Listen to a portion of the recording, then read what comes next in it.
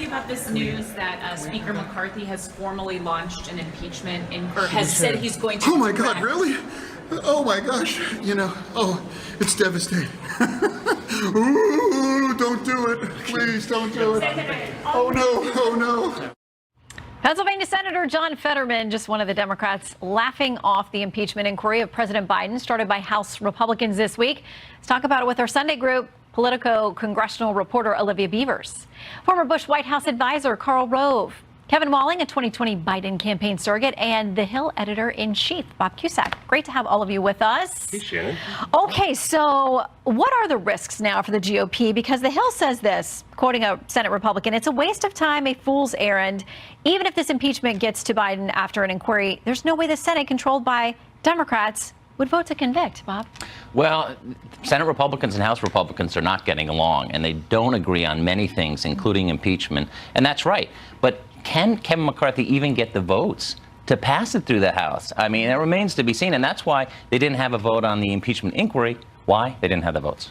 All right, well, there's another fight that everybody's going to get blamed for, too. Another Hill headline says this: lawmakers prepare for shutdown blame game. Karl, this never seems to go well for anyone, but it does generally seem that Republicans get blamed for these shutdowns. Well, generally because Republicans are responsible for the shutdown. They seem to eagerly want it. So, yeah, there's a reason why they get blamed. And look, the American people demand that their government try and run itself in an appropriate fashion. And the fact that the biggest financial and business enterprise in the world, the U.S. government, cannot pass a budget in time and then ends up shutting itself down over things that are on the margin. I mean, we're talking about the difference between this and that. And the Republicans are going to be shoot themselves in the foot in the run up to the 2024 election if they continue to think that shutdowns are a great way to put themselves in front of the American people. But Olivia, you report here in D.C. I mean, there is that faction that says you made us promises. This was in exchange for voting you in as Speaker, and we stand by real conviction that we need to scale back this funding level. These are things that you told us you would do, and now threats about the motion to vacate. Certainly, and this is a precarious position for the Speaker to be in. I do think, and I've been talking to sources, there's a group on the Hill with the Freedom Caucus and the Main Street who are more rank and file, lean centrist, who have been talking, and they are getting close to a framework. So there might be a way forward for Speaker McCarthy if they can get the Republicans on board. The question is, what is the top line? And I still don't have that information. There are some conservatives who say if it's near where the debt ceiling limit had been passed, they're going to oppose it because they've been calling for cuts. And if they don't get those cuts, they're going to look like a hypocrite. So we're in a tough spot, but, at least they're sounding optimistic that something will move forward.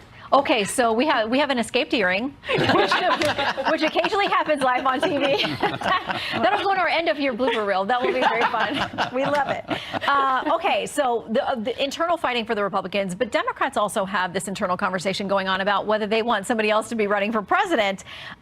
Here's something from David Ignatius in the Washington Post. It got a lot of attention this week. He says, if he and Harris campaign together in 2024, I think Biden risks undoing his greatest achievement, which was stopping Trump. So he says two liabilities, both age and keeping Kamala Harris as vice president on the ticket. Yeah, Shannon, I mean, the most amazing thing about that David Ignatius column is that 90% of it is in praise of what Joe Biden has accomplished, mainly because of his experience, his wisdom, his age, his relationships in Washington, D.C. And I think, you see a president that sees himself as one of the few people likely on the stage that can defeat an existential threat to the republic, which in his mind is Donald Trump. And he did it just 3 years ago with the Kamala Harris team. And I think he's itching for that fight again. It would have been interesting if Donald Trump had not run again, whether the president would view a second term as something that he'd be interested in. But certainly he views himself as the one person that can defeat Donald Trump again. And Ignatius is trying to talk him out of that. He is. Because he thinks that's going to be the backfire to him. Okay, so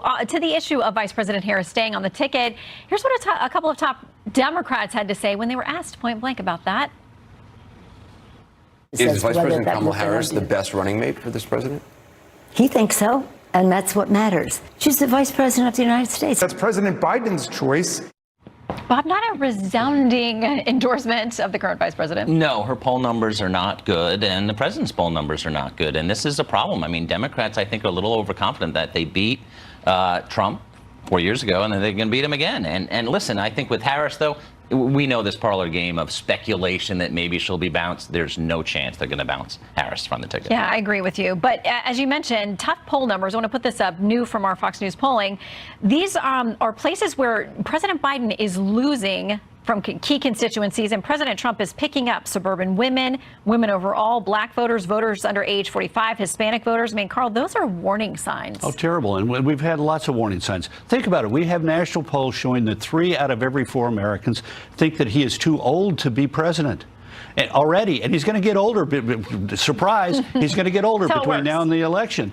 And 2 out of 3 Americans thinks he is mentally not up for the job. The idea that he won by 43,000 votes in 3 states with over nearly 160 million people voting, and that he's in a better shape today than he was 3 years ago, they're kidding themselves. This is a disaster that is self-inflicted, and 2 people who had the ability to tell Joe Biden it's time to hang it up, his wife and his sister, who plays a major role in every one of his campaigns. What are they thinking, particularly after, things like the Hanoi news conference? This is a disaster for the Democrats. Well, and there are some others. Maureen Dowd is among those who think that he's being overmanaged when it comes to things like the Hanoi press conference or others. She says this: his staff reinforces the impression of a fragile chief executive by overmanaging him and white-knuckling all his appearance, by publicly treating him as though he's not in control of his faculties, by cutting him off mid-thought as though he's faltering and needs caretaking. They play into the hands of Trumpsters. Kevin, what if he is just unleashed? Listen, I've always described the idea of let Biden be Biden, right? He has the skill set necessary over 50 years in public life to deal with the press, to engage with the press. So I'm of the mindset, let him out. Let the bear loose, as we talked about during the Obama years. Because listen, I think he's up for the fight. He just came back on a whirlwind tour of Asia, right? We talked about that Hanoi press conference. Our own Peter Doocy said, he pulled an all-nighter, right, in advance of that press conference. And again, as he always says, and I'm going to get probably made fun of for saying this again, but, compare me to the Almighty, not the alternative, or vice versa. Compare me to the alternative, not the Almighty. And again, these polls. They don't need to run the Almighty. They just need to run somebody who can string together 2 sentences and demonstrate competence. These polls a year out, to Carl's point, don't make a lot of difference. And you compare them to the same conversations we were having about Barack Obama, who was down with all those different groups of people in 2012.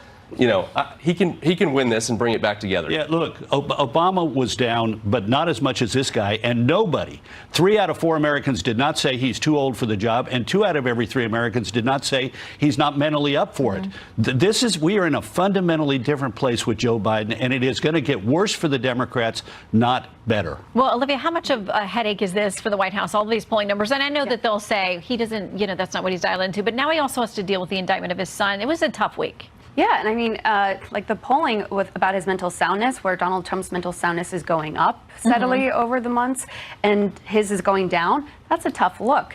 David Ignatius' column was a gut punch, and now he's dealing with his son, and Maureen Dowd saying he needs to start answering for some of these questions because you can't keep running from them. But he's in a re-election.